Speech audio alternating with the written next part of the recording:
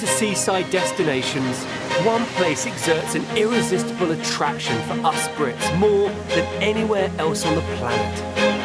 The stunning shores of the Mediterranean boast a fantastic climate, captivating culture and rich history. With 28,000 miles of coastline, this sea in the middle of the land connects Europe, Africa and Asia. And is the destination for a third of the world's international tourists. But there's so much more to the Mediterranean than holidays. It's a place people love to call home. And why wouldn't you, when you have landscapes like this on your doorstep? It is amazing as you come up through the house. It just sort of opens up and up and up. That is stunning. I'll also try and sample the Mediterranean lifestyle in a bid to understand the magnetic pull of this enchanting place. And I'll meet the expats and locals enjoying life in some truly amazing homes by the Med. Whoa, look at that. But you never get bored of this view, do you?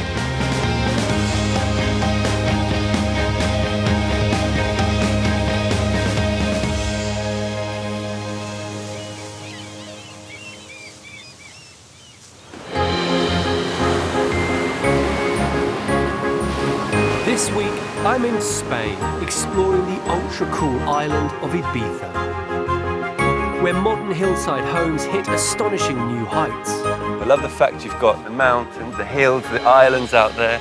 Absolutely fantastic. Traditional farmhouses become white-hot rural retreats, and stunning villas provide sweeping seaside vistas. Oh, look at that. That is magnificent, isn't it?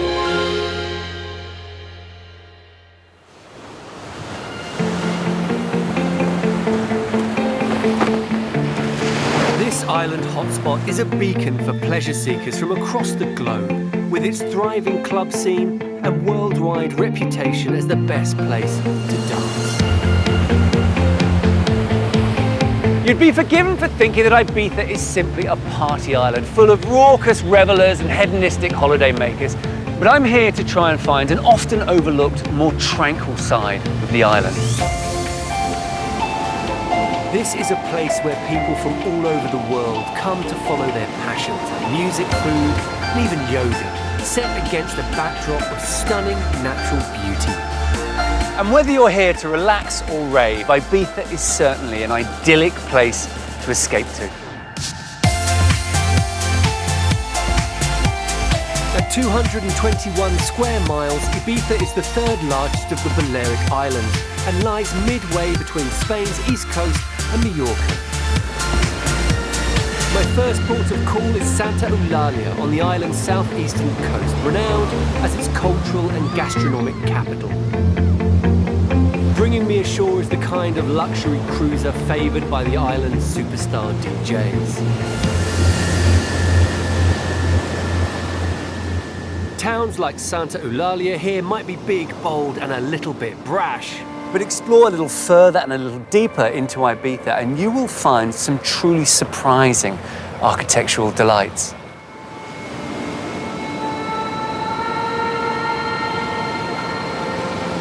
From Santa Eulalia, I'm heading west along the island's protected southern shore to the Bay of Aix Cubes.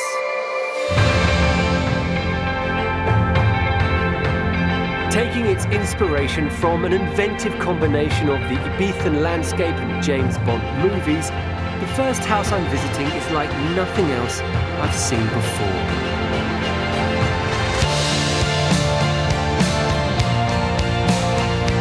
With a chameleon's mastery of disguise, the distinction between what's natural and what's not is hard to fathom. But nothing can camouflage its ambition.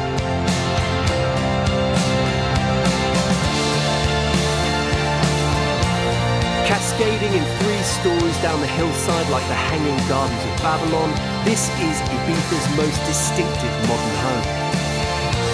An incredible mix of bamboo, concrete and grass. This 21st century masterpiece is home to Italian financier Andrea. Good morning. Hi. How are you? Fine, very nice meeting you. This is an extraordinary place, isn't it? Thank you. Yeah. It's absolutely beautiful. It staggers all the way up the hill.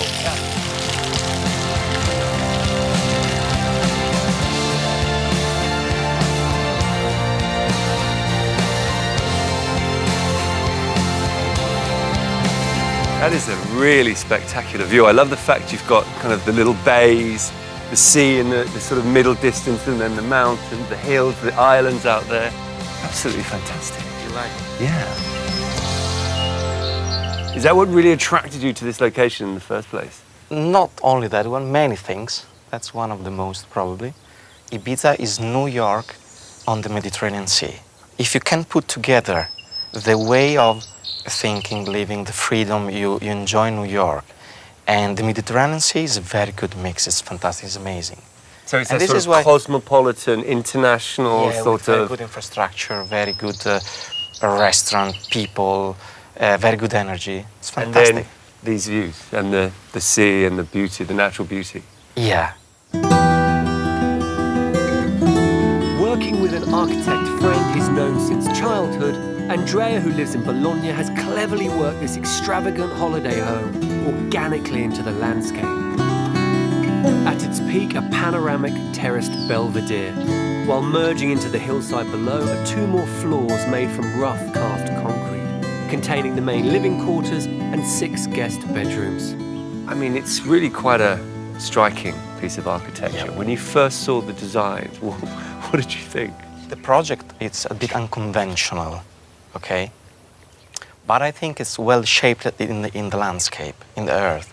So we did try to respect and not to create something contemporary that doesn't fit. Is it odds with the landscape, fighting the landscape? Yes, This is much more sort of sensitive, isn't it? Sort of flows with, Yes. with the hillside. That's the feeling that we had and we wanted to create. Perhaps because this house was designed with a long-standing friend, it's extravagant but tempered by personality. Fittingly for a house that reaches for the sky, Andrea's star sign Cancer adorns a heavenly man-made waterfall. And a 500-year-old olive tree shipped in from Sicily crowns a subterranean bedroom. An incredible set of sliding doors. I take it these all open up? Yes, of course. By themselves? Yeah. Of course. Of course they do. Of course they open up by themselves and slide back into the wall. Absolutely superb. Within seconds, it's as if the 15 meters of glass never existed, and a seamless floor of marble entices the outside in. The main living space is more subdued. Brush, concrete walls and ceiling give this space a stark, simple definition, while the equally minimalist dining area looks to the east. Wow. Wow. So what's down here? That's the master bedroom. This is the master bedroom. That's my place. Can you smell the teak wood? This is pretty bonkers, isn't it? An ocean of polished teak floorboards ripple through Andrea's incredible master suite, where a sunken sofa, a fire and TV don't interrupt the meticulously conceived organic flow. I love the bamboo shuttering. So that's permanent, is it, the shuttering? Yes, it is.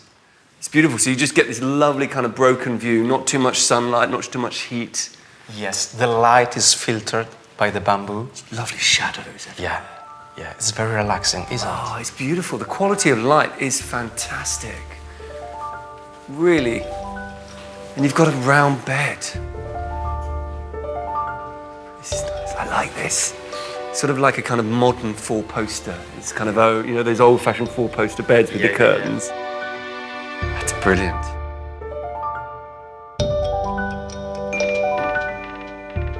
The ensuite bathroom continues the bamboo, wood and concrete theme that unifies this sprawling property. My feeling here is strong, but at the same time it's calm, it's quiet. Very It is. calm. Like a cave. Yeah. It's like like a modern a cave, cave, isn't it? Absolutely fantastic. I love the contrast Andrea has created here. Inside, it's all about the human need for calm control, while outside, it's natural and elemental, a testament to the thought behind this astonishing home. It's beautiful the way all these terraces kind of stagger down, and the spaces between the buildings actually are really important, aren't they? As a flamboyant insight into the magnetic pull of Ibiza, this house is hard to beat. But I think it's amazing. I think it is an utterly jaw-dropping building, really quite stupendous. I think it's a thing of beauty. Thank you. Surveying the sensual curves of Andrea's revolutionary design has been a great way to start my Ibizan journey. But as I continue to explore this sublime island, I'll be discovering more about its fascinating past. It's like a rather wonderful architectural cherry on top of a beautiful cake. And finding out why moving away from Ibiza's club scene was music to one couple's ears. It wasn't until we stepped where we are now and looked out onto that view, we just knew that this was it. Quick, quick, quick. Get it.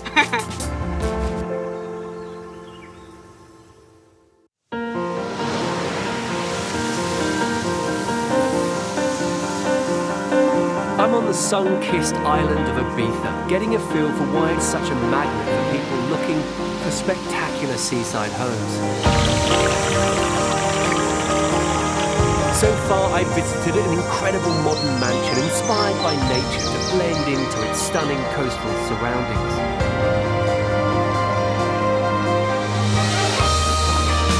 But now I'm heading to the island's capital, Ibiza town. I've come away from the clubs and beaches which give this place a reputation for hedonism, to the World Heritage Site of its old town, the core of what makes it such an enduring architectural treat.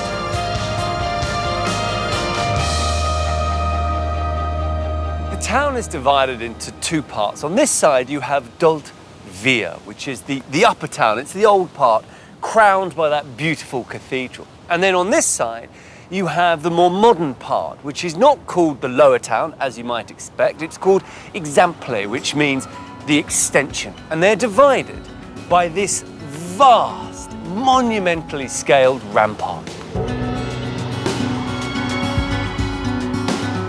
Protected by a series of battlements, this magnificent fortified town created a formidable barrier against would-be invaders from the sea, as conquering armies sought to add this Mediterranean jewel to its crown.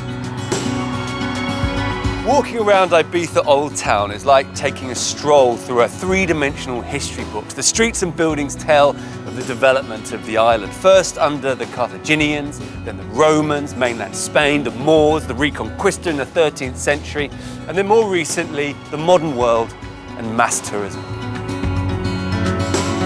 It's a visual treat of sunshine and shadow, inexorably drawing you upward towards the clear blue Mediterranean sky. And when you've climbed as high as you can in the upper town, in the Dolta Villa, you come to this lovely piazza with the beautiful cathedral. It's like a rather wonderful architectural cherry on top of a fantastic, beautiful cake.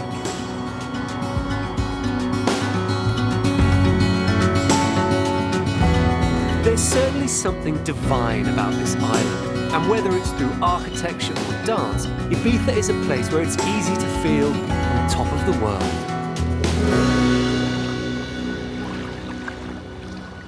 My next house is home to a couple of self-confessed party people, and while they were initially attracted to the island because of the glitz and energy, they've decided to stay because of its more tranquil side.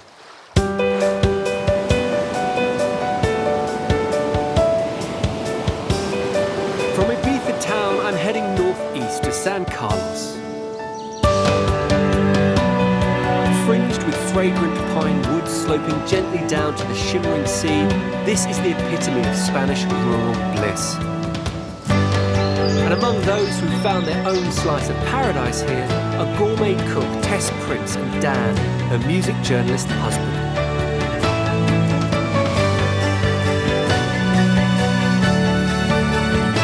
They've turned this stunning whitewashed villa surrounded by sun decks and a private pool into a mouth-watering place to live, where passions and dreams can become reality. Hello. Hola! How are you Welcome doing? to Casa Chicha. It's lovely, isn't it? Thank you. Very nice. It's lovely and quiet on this side of the island, isn't it? Yeah, it is. Away from all the hustle and bustle. A little bit away from all the madness down south. Is that how you refer to it, the madness down south? Definitely. Yeah. Lovely to meet you. Lovely to meet you. Hi, Tess. Hi. And this is your beautiful piece of This is what we wake up tranquility and lovely. Beautiful view, isn't it? to. Yeah, we're not too far away from the sea. It's about 200 metres, and we can hear the sea lapping against the shore at night, can't we? Yep. So the waves crashing against the rocks. So you've got a little beach somewhere near here, have you? Yeah, there's just along the road there's a little cutting, and you can walk through the pine forest. It's quite a tough walk, but then once you get there, it's just spectacular. Those nearby sands of Agua Blanca are part of the secluded and unexpected charms that make people want to stay and make their homes on Ibiza. I've been coming here for years because of work, and I knew how beautiful this island was. Tez, when we got together, I told her about Ibiza, and she'd heard the horror stories that so many other people had heard about Ibiza, thinking it was just one big rave island. But I knew there was more to it than that. So a friend of mine got married, so I thought it was a perfect opportunity to bring her, and we spent a week exploring. And I was completely stunned. Actually, within 5 minutes of being here, I just fell in love with the place. Built in the 1980s, Tess and Dan's house is a modern take on the traditional flat-roofed Spanish farmhouse. It's single-storey with 160 square metres of floor space. How did you find this place? Was finding a house pretty straightforward? Well, we were back in England. We just was on the internet. We got on all the real estate companies, and we would fly back every weekend, looking at 5 or 6, which was a costly exercise. 56 in total. And 56. Not that we're fussy. 56. Didn't you, after like 25, go, oh, that'll do. That'll do. So you just know when you walk into somewhere it's right. And it wasn't until we stepped where we are now and looked out onto that view, we just knew that this was it. You saw it and it was right, and you went for it, you jumped in. Yeah. Quick.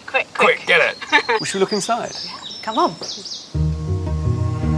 This is nice. Oh, I like your little Arches. arches. Yeah, that's a really traditional Spanish technique, isn't it? They do that a lot. These arches allow terracotta tiles and beams to carry the weight of the roof, a combination of elegance and function. Lovely to have that kind of scalloping in the ceiling. It kind of adds real interest to it. An eclectic mix of vintage pop art and classic antiques give the interiors a bohemian feel that celebrates the house's warm, laid-back appeal. Running a gourmet catering business from home, Tess has a choice of kitchens depending on her mood. Little rustic kitchen. Is that where you do a lot of your cooking then? I do half and half, actually. I use the outside kitchen because it's just where I feel creative and just love it out there and just being outside. I mean, how often can you cook outside in a kitchen?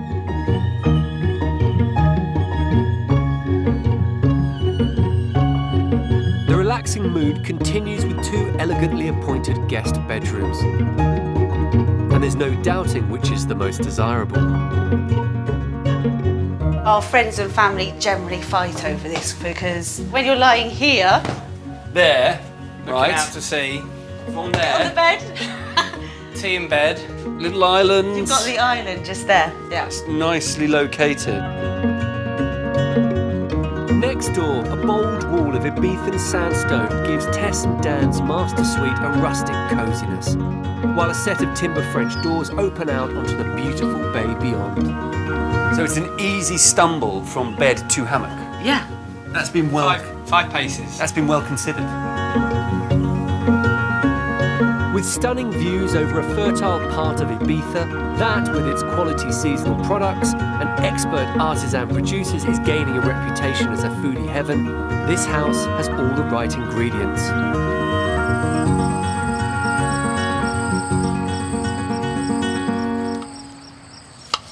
But the tastiest of all has to be this, the chance to dine al fresco under a stunning silvery moon. Tess runs what she calls a Meals on Wheels service for the island's rich and famous, and provides food for yacht charters, weddings and dinner parties. I have made a very traditional Ibiza tortilla. On top of the tortilla, it's a local sausage called sobrasada, the mahon cheese, and then the final touch is a local honey. Just drizzle that on the top. And then edible flowers. I like to make things look pretty. So here we go. So this is just a normal midweek meal, isn't it? Yeah, for this you is, guys? this is every night dinner. It is, I'm afraid. Yeah, I'm the luckiest man on the planet. This food is fabulous, and the treats keep on coming. The finest Ballotta Pata Negra ham, wrapped with a whipped local goat's cheese, persimmons pomegranate with burrata. Back at home, food is abundant and you can get food all year round, whereas in Ibiza, it's very seasonal. I can walk out the house and pick figs in season. I've obviously picked the pomegranate and persimmon today, so everywhere you walk, even wild rocket on the roadside, it's just a forager's paradise, and you wouldn't think that of Ibiza. This is extraordinary. I want to eat it all. Almost looks too good to eat. That is so good. Perfect.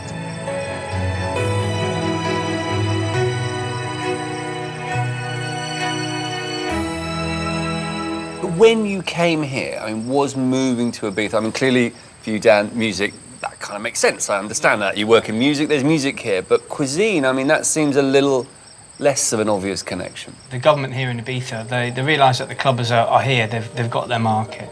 So about 4 or 5 years ago, they started to push the whole food industry here. A lot of famous chefs are now opening restaurants. It's a whole new movement for Ibiza, which is just fantastic. Irresistible food in an incredible location. My evening feast at Tess and Dan's beautiful home is the perfect way to whet my appetite for what else this incredible island has to offer. On the next leg of my journey, I visit a magnificently restored farmhouse, complete with some ghosts of its recent past. The bedroom, that's where they kill the pigs. This was the abattoir. Yes. And bathe in the beauty of one of the best places ever to watch the Spanish sun go down.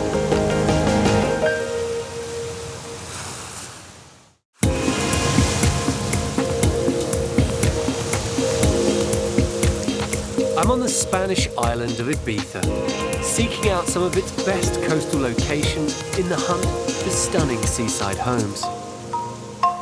Ibiza is often called the White Isle, and it's thought to refer to the classic whitewashed fincas that dot and populate the hillsides. And there's one particularly interesting finca that's really caught my eye, and I'm off to take a closer look. I'm off to a home in the north of Ibiza, in the rugged region of Cala San Vicente.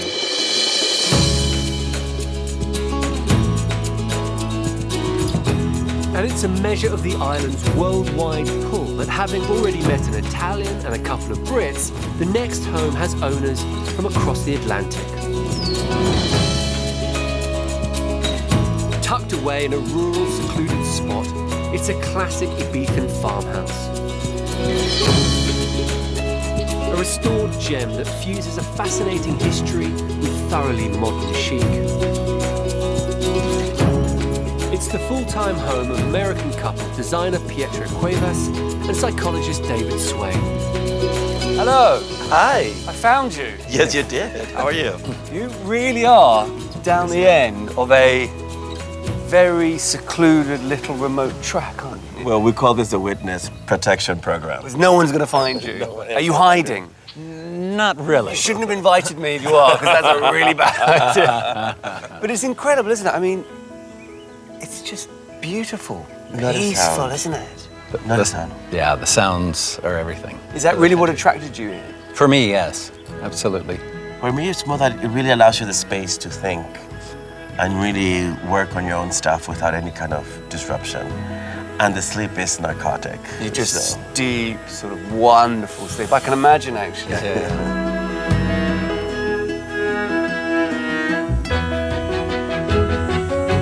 Sheltered by a lofty peak and with the coast glistening through the rolling hills, the couple first stayed in the farmhouse while working at a nearby arts festival. When we walked in, we looked at each other and said, "This is the our house." house. And we had just come from New York, from Manhattan. Yes. We didn't really think about living in the country, and this is country. So when did you move in? 2008.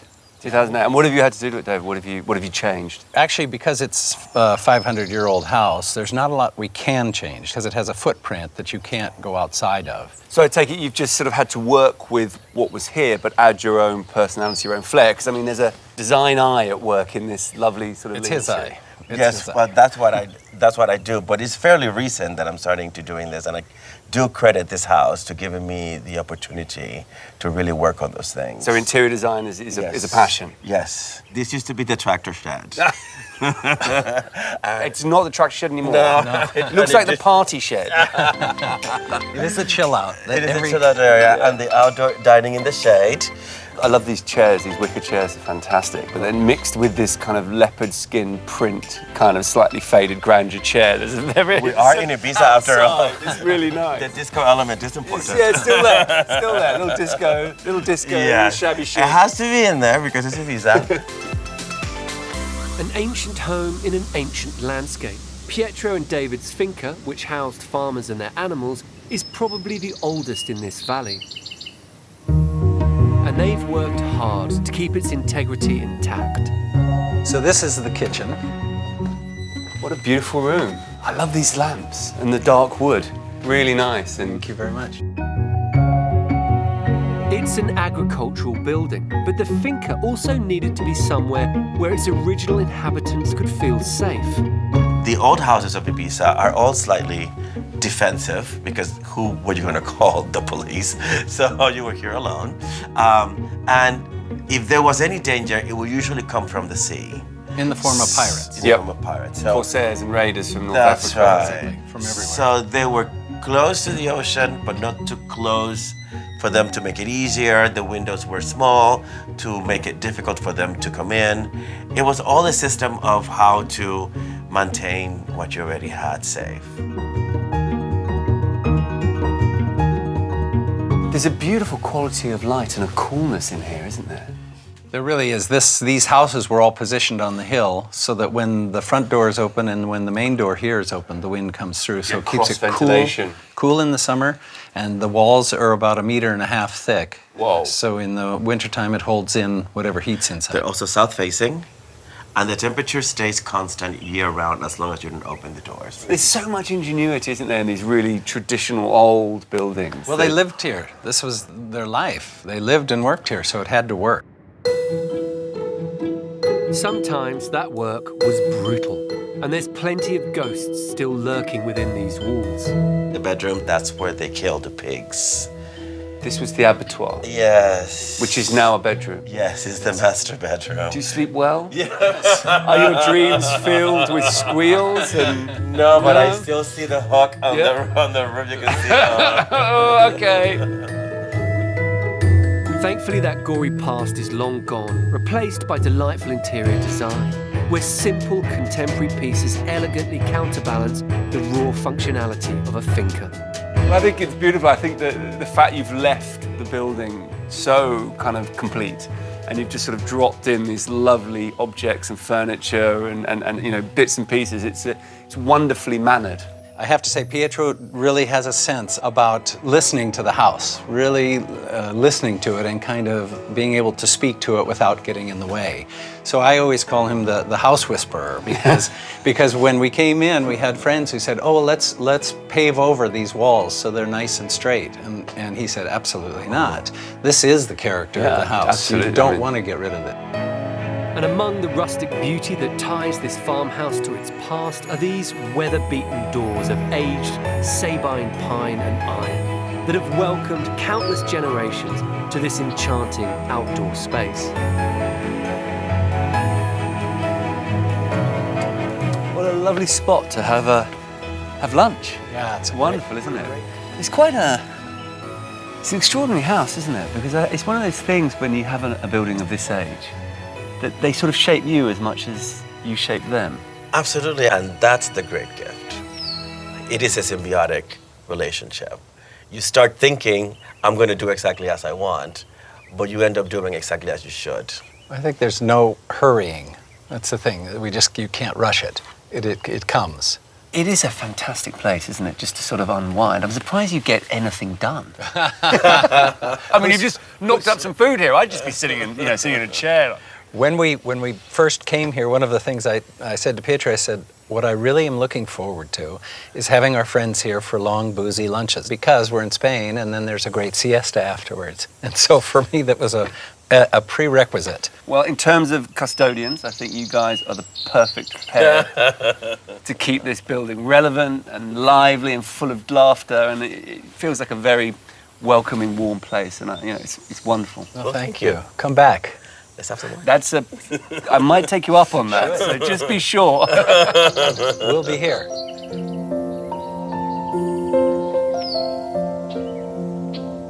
Blessed with beautiful landscapes, stunning coastline, and a vibrant cultural life, people come to this island for a host of different reasons. And for many, it's a chance to worship the sun. There can be few better places to appreciate its transformational beauty than the astonishing location I've come to now.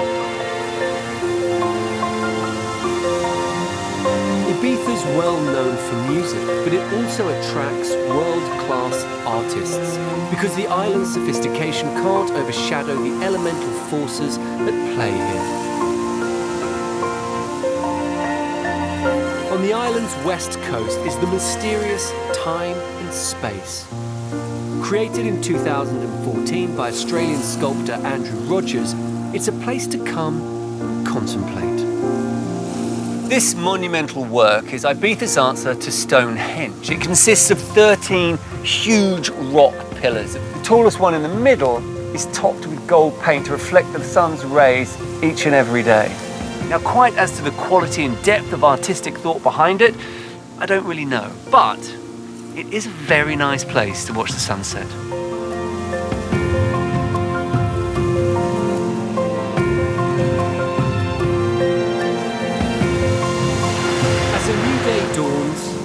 I struggle to get to grips with Ibiza's new health-focused lifestyle. Uh-oh.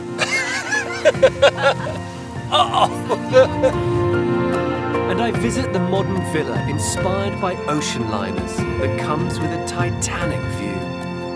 I can imagine sitting up here is just a wonderful way to while away the day. It's beautiful.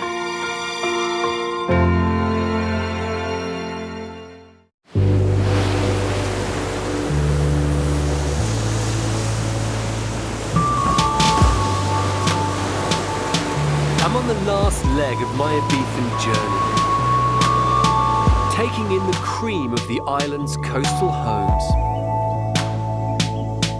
and experiencing its freewheeling way of life that gives people a chance to reinvent themselves.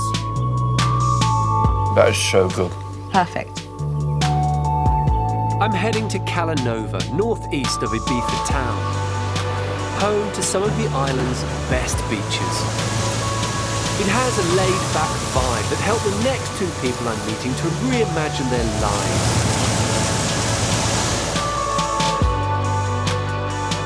They've abandoned hectic lifestyles in London to create their own luxury health resort. Yoga teachers Lara Davis and Susie Howell. This is wonderful, isn't it? It's like a sort of Moorish idea of paradise, the garden, isn't it? We feel it's almost a little bit of Grecian as well with the pillars. Yeah. You're mixing it up, aren't you, stylistically? You're bringing them together. Based around a traditional farmhouse, Lara and Susie have transformed the interior into a cool, calming space to unwind, while converting the original courtyard into a therapeutic open-air spa for the stressed. So how did you discover Ibiza? What brought you here? I was 17 years old and I danced all over the island and was just astounded by the incredible natural beauty. And then I would come to the island every single year and grew to love the island more and more and more. What about you, Susie? When did you find the island? So unlike Lara, my first visit to Ibiza was exactly 7 years ago, pretty much to the day, I think. And 7 I came years ago? on a yoga retreat. And then when did you move here? within 6 months of coming here on a yoga retreat. So that was the October and I was here by the April. So it really got a hook into you. Yeah, 6 months. I think I stepped off the plane and I was like, right, this is where I want to be, yeah. Unfulfilled by traditional careers at home, Lara in design and Susie in advertising, they decided to follow their calling, retraining as yoga teachers. Tapping into Ibiza's growing reputation as a centre for alternative therapies, they set out to create their perfect work-life balance here. So Lara, what was it like when you found it? It had been used as a rental home, and so the bones and the canvas was here, but it needed good energy put into it. And so that's what we set about doing, and we designed the yoga garden straight away, and pond, and inspirations from Bali, inspirations from India, inspirations from Ibiza.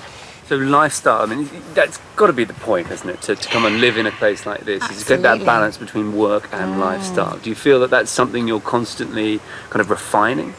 Definitely. I think, you know, coming from a corporate world, it was very much conditioned, you must do this at this time in this place. And I think that becomes such a weight on your shoulders. So coming here is a chance to go back to basics a bit, really, and it's a really nice place to be. Sounds good in theory, so now for the practice. And with Susie offering to improve my karma, yoga mats in hand, we head down to her favourite nearby beach. You can pretty much guarantee the sunshine until Christmas, New Year. I mean, Christmas Day is usually bright sunshine. You like yoga on the beach is a good place to do it? Where better? Got the sea and the sand and View. sunshine, the view, Space. exactly, and space. For me, beaches mean surfing. Time to recalibrate. Step to the front of your mat, Charlie, when you're ready. And as you inhale, rise up through the arms, lift them up, gaze up towards your thumb. And as you exhale, hinge from your hips, bend your knees very slightly to bring your hands in line with your feet. Stretching every sinew creates an embarrassing gap in my brain. Step your right leg back into a nice big lunge. Other right. That right leg. Other That right. leg. This really isn't as easy as Susie's making it look. Uh-oh. Sending your After resetting my spine, things slowly begin clicking into place. Deep breath, raising up your arms, separating your shoulder blades. Just relax the shoulders, Charlie, here, that's it. As you inhale, leaning backwards, opening up the left-hand side of your body, the left rib cage, and bring your left hand down towards your shin, and bring your right arm up and over, gazing up. Good. You'd think practicing yoga on an Ibizan beach might make you feel, well, a touch self-conscious. But this wonderful setting right on the Med seems to wash those worries away. That was lovely. I enjoyed that. I think I'm going to have some muscles hurting that I didn't know I even had. You'll feel it tomorrow, I know. So. Oh, you should do that more often. Oh, you should. A daily practice for sure. And you get down here how often? How many times a I week? try and come along. This is my local beach, so if the sun's out, it's such a nice place to practice. I suppose you can't ask more than that. You really can't, can you? Right, well, I can see why. I mean, doing yoga on a place like this, yeah, it's pretty amazing. It's pretty amazing. It's becoming clear to me why people put down roots on this enchanting island. But my own time here is drawing to a close. There's just one more house to visit on my Ibizan tour. I'm heading back towards Ibiza town. Cutting a dash through the cobalt blue sky is this stunning hillside villa.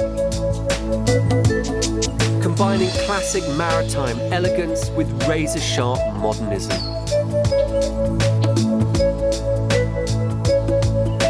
The fact it's here at all is down to the accidental intervention of a legendary Ibizan DJ and the vision of British sound engineer Roy Campbell. Hello. Hi, Hello, Roy. How are you? welcome aboard. This is very grand, isn't it? It does have a little bit of an ocean liner feel. Yeah, doesn't well, it? that was the intention. It was? Yes, yes. I was brought up in Africa and my dad was a ship's pilot. Resonant with your childhood. It is. Very grand. I love this window here to You? Yeah. to the swimming pool. Lovely. God, that view's wonderful.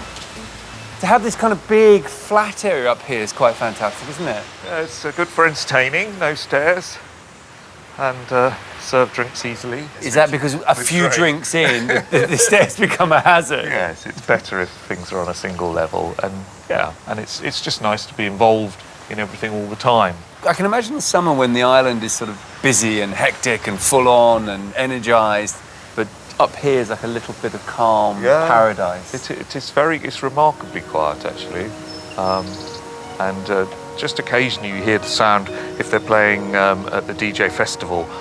They play up in the old town, and it reflects off the water, and you can hear it absolutely crystal clear. Having your own sound system without going. So you've got the perfect spot. Yeah. When Roy bought the house in 2005, it was an unremarkable 2-bed bungalow. Making minor changes at first, he decided to go the whole hog and set about this grand redesign following inspiration from an unlikely source. So when did you decide to build up? Well, I wanted satellite TV, so a guy came to install it, and he was a DJ, and his name was DJ? Guru Josh, I remember who did Guru the track Josh. Infinity. Yes. Yes, and 1990s Time for Guru. That's right. And That was one of the first early rave tracks. He fitted your satellite dish. And I went on the roof, and then I thought, it's very nice up here. Wait a second. It'd be quite nice to have a house up here. So having sort of seen that view, you then sort of knew what you wanted to achieve. Absolutely, yeah. Well, it's lovely. Should we go and look inside? Please, yeah.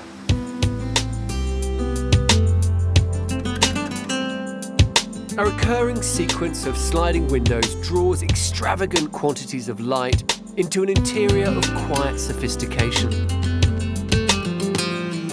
where a dining table made from a 3-metre chunk of suwa wood from Southeast Asia provides a dramatic focal point.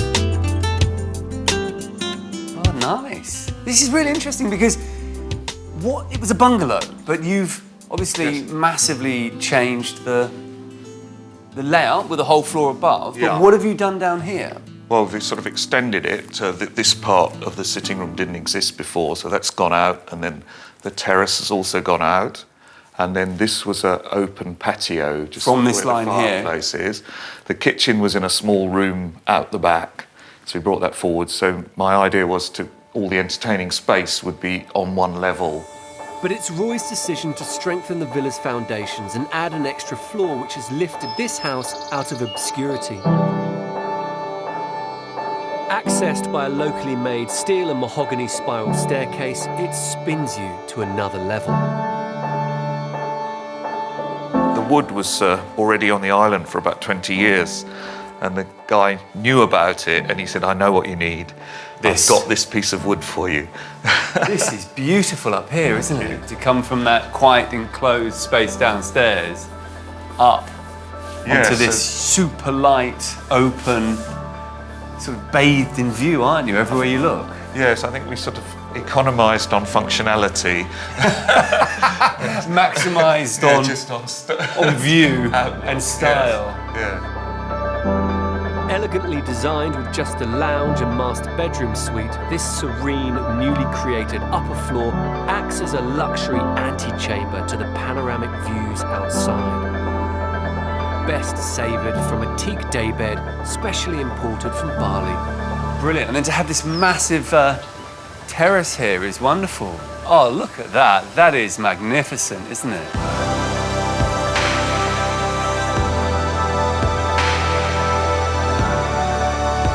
So you've got the old town down there.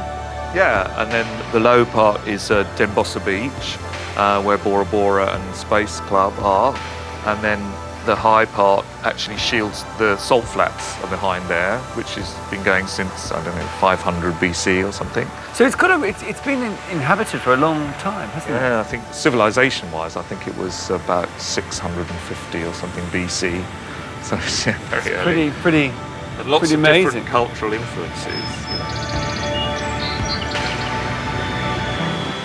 And now the influence of partying. Yeah. I mean, is that part of what drew you to the island? I mean, is the kind of that culture and the kind of vitality of it? Yeah, originally we came for, you know, a very sort of tolerant and, well, a beautiful place, but also a lot of freedom here. And I think that's what drew a lot of the hippies here originally. Extraordinary kind of history. Pink Floyd came here in '67, and the Rolling Stones and Jimi Hendrix, and that just set up the music culture from there. But I think amazing to have bought a bungalow in this location and to kind of discover this pot of gold on your roof, if you like. And absolutely lovely. I can imagine sitting up here is just a wonderful way to while away the day. It's beautiful.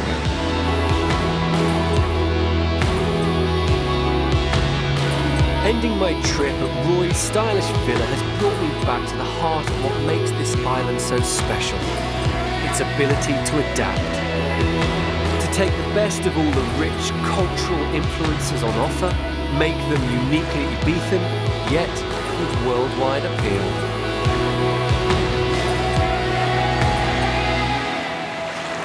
I started off this journey thinking that Ibiza had two distinct, separate characters. On one hand, parties, on the other, peaceful tranquility. But what I've come to realise is they are two sides of the same coin, interdependent parts of the island where one couldn't exist without the other. And somehow the result is a sum much greater than its parts, where the cosmopolitan culture of this place punches way above its weight in terms of design, architecture, food, fashion, and of course music. In many ways, this is the ideal place for a home by the Med.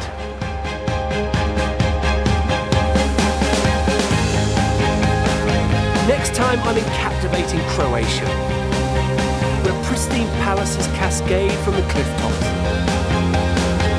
Adventurous travellers discover beautiful bays, and Renaissance mansions stand guard over ancient harbours. It's stunning, absolutely stunning.